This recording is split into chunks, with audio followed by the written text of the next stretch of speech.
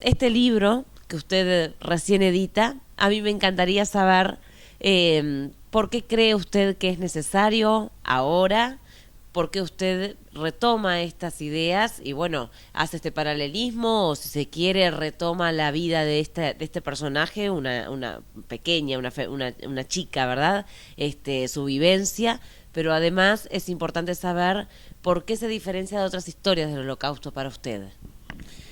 Bien, no creo que se diferencie mucho de las historias del Holocausto, pero creo que es muy importante hacer este tipo de historias. No porque esto sea un tratado sobre el Holocausto, pero es un elemento más para ayudar a la gente a recordar, porque hay mucha mala memoria y a 70 años de la Shoah o el Holocausto hay mucha gente que lo niega, o que lo disminuye a cifras ridículas. Eso es una pregunta clave para esta conversación que queremos mantener para la Red 21 con usted. ¿Qué piensa usted cuando se relativiza, cuando se minimizan los números, cuando bueno se presentan otros que son menores a los que históricamente se han presentado como víctimas del Holocausto, de la Shoah? Y es una forma de desacreditar. Se usa mucho ahora desde el punto de vista político, dado los problemas internacionales. Eh, Como les digo, hay intereses políticos, hay muchos países enemigos del Estado de Israel que tratan de desacreditarlo de esta forma. Toda la media luna fértil en este momento trata de desacreditarlo, más o menos. Y yo digo, vi un programa hace unos días en la cual un dignatario israelí le hacían esta pregunta, ¿no? Que ¿por qué Irán deniega el holocausto? Y el hombre dijo, bueno, en realidad los alemanes mataron 60 millones de personas. No sabemos por qué a esos 6 millones se les da tanta importancia, digo, ¿por qué se realza tanto la matanza de estos 6 millones de personas? Y el entrevistador le contestó muy bien, ¿no? Le dijo, lo que pasa que las 60 millones de víctimas murieron en la guerra, terrible, ¿verdad? Todo tipo, toda muerte es terrible, pero estos 6 millones fueron ejecutados por un plan macabro organizado por las mejores mentes de Alemania. Es decir, fue como una cinta sin fin de una fábrica.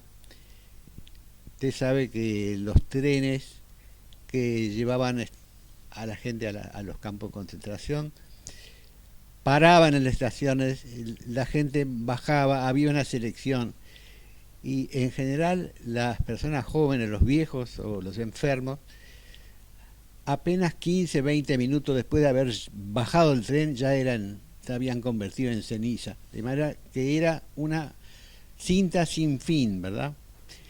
Y repito, las mejores mentes de Alemania puestas al servicio del mal, los mejores arquitectos diseñando los campos de concentración, los químicos diseñando el gas para matar a la gente, la organización de los trenes, todo funcionaba como un sistema de relojería precisa.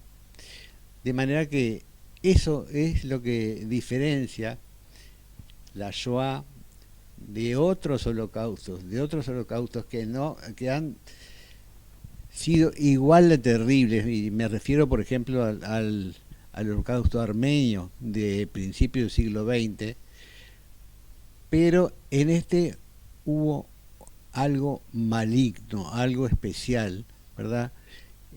Una determinación directamente de matar sin tener en cuenta el sexo, la edad, de manera que eso es a mi entender la diferencia del holocausto. ¿Por qué su libro se llama El largo camino del retorno? Bien, nuestra protagonista, una niña de 6 años, en el año 1939, en el cual empieza la guerra y en la cual empieza su calvario, pasa por 5 campos de concentración, pero el camino de ella no es, vamos a decir, es un camino pesado y dificultoso, pero el largo camino se refiere en especial a un grupo de sobrevivientes del Holocausto que en el año 1945, y me estoy refiriendo a medio millón de personas, quedaron vagando por Europa sin saber qué hacer, sin saber a dónde ir, sin países que los recibieran, de manera que esa gente simplemente fue otra vez recluida en los mismos campos de concentración en los cuales habían estado presos por los nazis. Por supuesto, ahí la única diferencia era que no los mataban, había médicos, pero estuvieron bajo un riguroso régimen militar durante 3 años hasta el año 48, en el cual se le abrieron las puertas para que pudieran emigrar a Palestina, que después se convirtió en el Estado de Israel. Así que estos sobrevivientes que ascienden a cuántos aproximadamente. Medio millón de sobrevivientes. 500.000 personas que volvieron a los campos de concentración porque eran los únicos lugares que conocían y el único refugio, entre comillas, que tenían. Claro, esa gente, en cuanto salió de los campos, muchos de ellos estaban en un estado de desnutrición terrible, muchos murieron después por la desnutrición. Y los que quisieron volver a sus hogares, me estoy refiriendo en especial en los países del este, ¿verdad? Polonia, República Checa, se encontraron que las casas ya no eran de ellos y bueno, no fueron bien recibidos, y algunos fueron hostigados y muertos, ¿eh? De manera que la única forma para no perecer en la calle de repente fue volver a los campos. Fueron a Alemania, en Alemania que estaba el ejército norteamericano, los recluyeron en los mismos campos de concentración. Y ese es un apéndice en su historia, ¿no? Eso es un apéndice de mi historia. La historia básicamente es el relato de la protagonista, que es una niña que a los 6 años entra en un campo de concentración, que se llama Shoshana, y que es liberada en el año 45 en Bergen, en el campo de concentración de Bergen-Belsen. Pero en paralelo, yo no quise solamente transcribir una historia. Por supuesto, toda mi vida he pensado, he leído sobre esto, pero al tener esta historia, yo quería hacer una especie de investigación. Investigación es una palabra demasiado pretenciosa.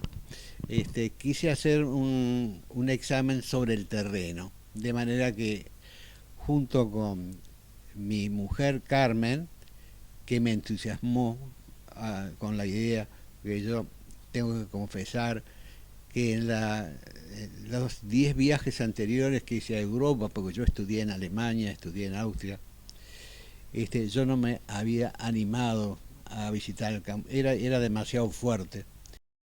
Bien, teniendo la historia de Susana, hicimos una visita de 15 días a los países del este para tener una impresión directa de lo que era, ¿eh? Y por supuesto visitamos Auschwitz. Y cuando entró, ¿qué le pasó? Bien, fueron emociones muy encontradas, digo. En primer lugar, no era lo que yo pensaba, es decir, si usted va a ir a un lugar que no conoce, siempre se hace una película sobre lo que va a encontrar, ¿verdad? Y yo pensaba en un grupo de gente apesumbrada, caminando en silencio, ¿verdad? Rezando, este, y me encontré con un parque temático, digo, con 200 ómnibus de turismo. Auschwitz se ha convertido en este momento en el centro prácticamente turístico de Polonia, con una concurrencia masiva de gente, de manera que cuando llegamos era un día que hacía 40 grados de calor, estaba la gente, era como un como una como un festival de rock, digo, la gente está con sus niños, muy alegre. ¿Usted dice sin conciencia del lugar? ¿Sí que? ¿Sin conciencia del lugar? La gente, por supuesto, porque te aclaro, hay dos formas de ir a Auschwitz. Hay una visita especial que organizada por organizaciones judías, que bueno, que hacen una visita pensada, con relatos de la historia y todo, y después está el turismo normal, y nosotros tomamos el turismo normal porque no quisimos ir condicionados en un grupo ya que tenía determinada ideología, queríamos ir con el resto de la gente, y después decir que en el ómnibus prácticamente los únicos judíos éramos mi señora y yo, de manera que fue muy interesante no solamente la visita a Auschwitz, sino ver la reacción de las personas que estaban con nosotros, que no tenían conocimiento previo y que iban a ver. Doctor, para finalizar, hay voces muy prestigiosas en nuestro país que han reivindicado el Holocausto, le han dado el lugar que ha tenido en la historia, obviamente, la cantidad de víctimas que ha tenido, no lo han minimizado para nada y han reivindicado también la persecución que ha hecho Israel para hacer justicia y para encontrar la verdad de los crímenes del nazismo.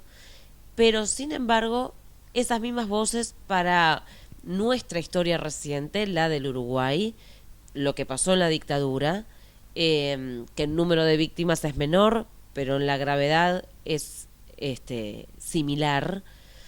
Le pregunto a usted qué piensa sobre esas diferencias que han tenido diferentes personas que por un lado reivindican el Holocausto y por otro lado minimizan o han querido archivar historias de la dictadura. Absolutamente. En eso le puedo dar una respuesta categórica. Eh, no existe, no existe amnistía, no puede existir, perdón, que use frases consabidas, perdón ni olvido, ¿verdad? En estas cosas, esto para para lograr de una vez la reconciliación en la sociedad uruguaya, este, los responsables tienen que responder por sus crímenes. Y ahí no hay prescripción que valga. Ahí no hay prescripción que valga. En ese sentido,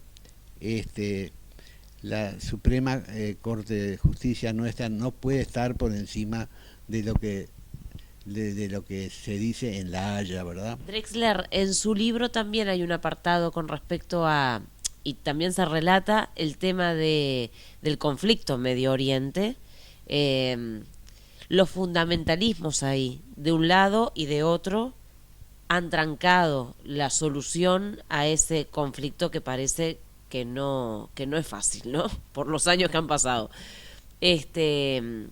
Hay un aspecto que es importante, que es el Estado palestino. ¿Usted qué piensa de su creación?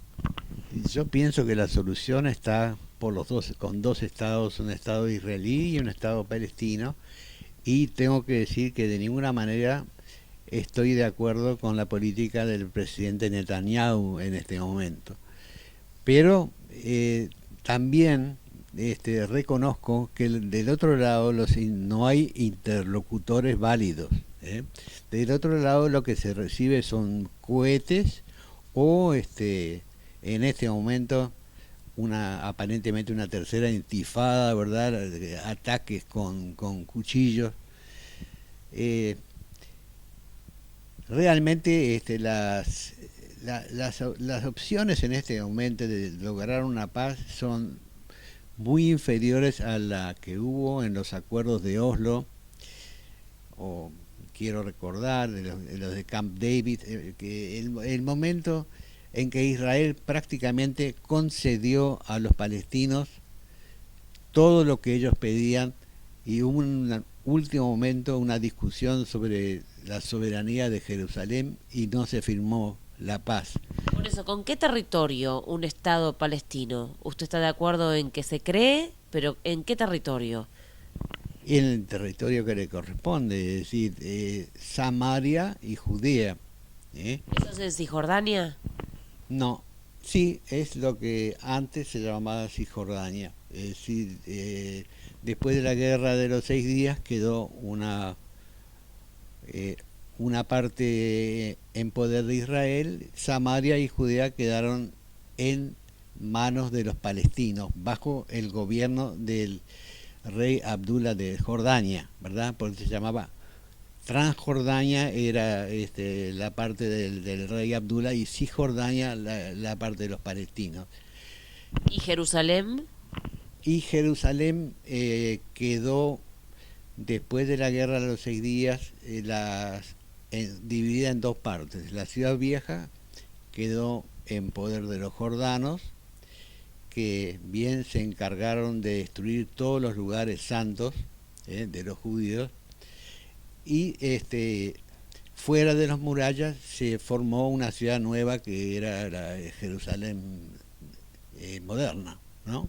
¿Pero esto no le correspondería nada a Palestina? ¿Qué es lo que corresponde a cada uno? Eso es una cosa muy vaga. Jerusalén es la capital del rey David de hace miles de años. ¿Qué es lo que les corresponde a los palestinos? El centro religioso de los árabes está en la Meca. La mezquita, cuando ellos oran en la mezquita Omar, oran en dirección a la Meca, de espaldas a Jerusalén. Pero bueno, son hechos históricos que se dan, y evidentemente ellos tienen derechos sobre una parte de Jerusalén, y viven ahí, la mitad de Jerusalén es la parte árabe, en la cual, bueno, en los años anteriores, cuando yo visitaba, uno circulaba en forma normal, lo cual no existe